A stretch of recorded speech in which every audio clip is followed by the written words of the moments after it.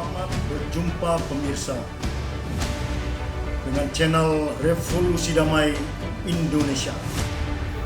Tips memahami untuk mencegah tindak pidana korupsi. Dan pada bagian pertama ini saya akan membahas tentang latar belakang dan indikator kerugian keuangan negara. Selamat mengikuti.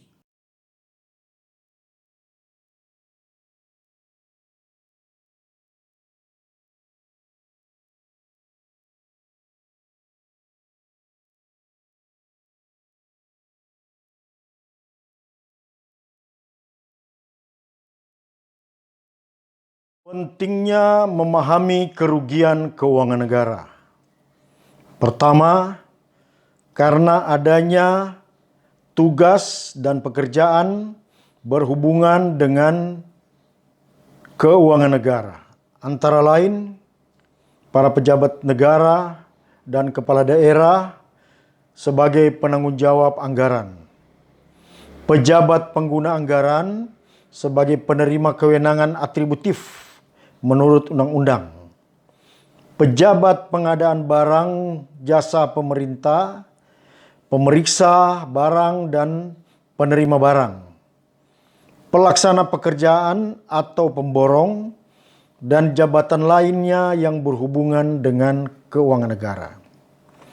Kedua, para pejabat pengelola dan penanggung jawab keuangan negara serta pelaksana pekerjaan yang dibiayai dari keuangan negara banyak tidak mengerti risiko kerugian keuangan negara.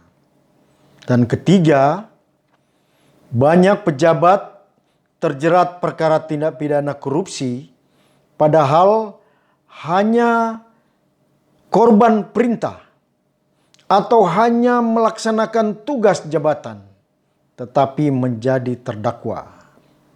Inilah pentingnya memahami tentang kerugian keuangan negara. Dan yang keempat, terkadang ada juga oknum secara sengaja melanggar hukum untuk kepentingan memperkaya dirinya sendiri dan atau orang lain. Poin ini tidak dibahas dalam materi ini, hanya sekedar memperkenalkan. Yang menjadi fokus adalah poin pertama, kedua, dan ketiga. Sekilas tentang unsur keuangan negara. Terdapat 8 unsur keuangan negara menurut Pasal 2 Undang-Undang Nomor 17 Tahun 2003 tentang keuangan negara. Yang pertama, penerimaan negara atau penerimaan daerah. Kedua, pencetakan dan mengedarkan uang. Ketiga, pinjaman negara. Keempat, pengeluaran keuangan negara atau pengeluaran keuangan daerah. Kelima, kekayaan negara atau kekayaan daerah yang dikelola sendiri atau oleh pihak lain berupa uang, surat berharga, piutang, barang, serta hak-hak lain yang dapat dinilai dengan uang. Keenam, kekayaan negara yang dipisahkan pada perusahaan negara atau dipisahkan pada perusahaan daerah. Ketujuh, kekayaan pihak lain yang dikuasai oleh pemerintah dalam rangka penyelenggaraan tugas pemerintahan dan atau kepentingan umum. Dan 8, kekayaan pihak lain yang diperoleh dengan menggunakan fasilitas yang diberikan oleh pemerintah. Indikator kerugian keuangan negara. Terdapat 8 indikator kerugian keuangan negara. Yang pertama, hilang atau berkurangnya hak penerimaan keuangan negara dan keuangan dari kegiatan mencetak atau mengedarkan uang. Kedua, hilang atau berkurangnya keuangan negara akibat timbulnya pembayaran atau pengeluaran keuangan negara atau pembayaran uang hasil pinjaman negara kepada yang tidak berhak. Ketiga, hilang atau berkurangnya kekayaan negara atau kekayaan daerah berupa uang, surat berharga, piutang, barang yang dikelola sendiri atau pihak lain.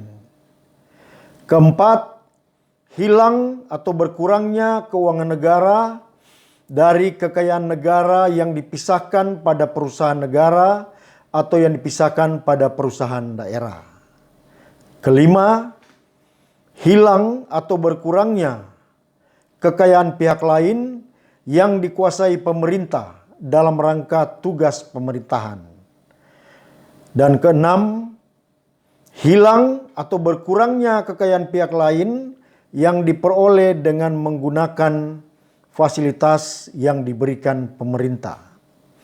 Poin pertama sampai dengan 6 ini, kerugian harus nyata dan pasti yang dapat dinilai dengan jumlah uang.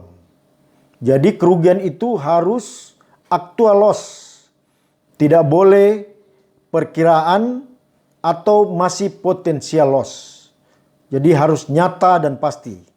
Dan dilakukan secara independen, profesional, objektif dan benar oleh instansi yang berwenang dan atau ahli. Itu untuk melakukan penghitungannya. Kedelapan, kerugian itu harus diakibatkan oleh perbuatan melawan hukum atau PMH, pengelolaan dan tanggung jawab keuangan negara atau peraturan teknis lainnya sesuai bidang masing-masing. Dan atau penyalahgunaan kewenangan, kesempatan atau sarana karena jabatan atau kedudukan. Jadi, kerugian itu kalau bencana alam tidak ada perbuatan melawan hukum itu bukan merupakan kerugian keuangan negara sebagaimana dimaksud dalam presentasi ini. Harus ada akibat perbuatan melawan hukum dan penyalahgunaan kewenangan.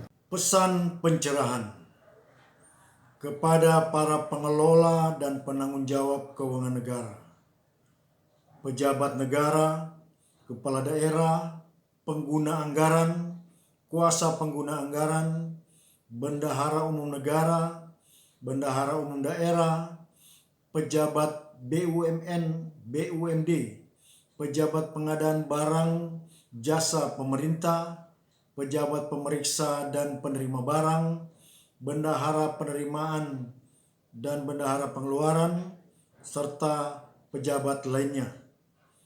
Pahami peraturan perundangan tentang pengelolaan dan tanggung jawab keuangan negara dan peraturan lainnya. Lakukan tanggung jawab jabatan sesuai peraturan dan sumpah jabatan. Hindari risiko kerugian keuangan negara dengan melakukan pekerjaan secara jujur, ikhlas, dan penuh tanggung jawab. Jangan serakah mengharapkan bukan haknya. Dan jangan mendapatkan kekayaan secara melawan hukum. Kepada para pelaksana atau pemborong pekerjaan yang dibiayai dari keuangan negara, lakukan pekerjaan sesuai perjanjian pemborongan dengan penuh tanggung jawab. Jangan markup harga, jangan mengurangi volume pekerjaan, dan jangan mengurangi spesifikasi barang. Dapatkan keuntungan secara wajar sesuai peraturan perundangan. Jika Anda melakukan hal-hal tersebut, niscaya akan terhindar dari risiko kerugian keuangan negara. Terima kasih.